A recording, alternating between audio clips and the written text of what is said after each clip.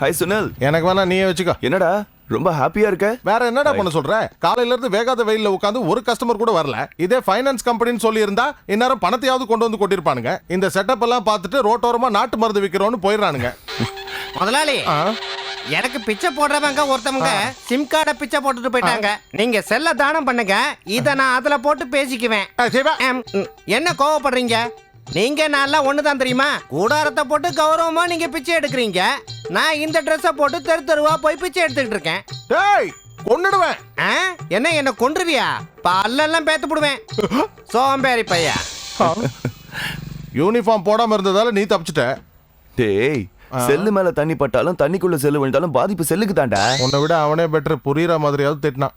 ஓவரா பேசாத. ஏடிஎம் வரைக்கும் போயிட்டு வரேன், பாத்துக்க. ஏடிஎம் கவுண்டர்ல செக்யூரிட்டி வேலைக்கு சேர்ந்துருக்கலாம். ஏசிலியாவது இருந்திருக்கலாமே. சை.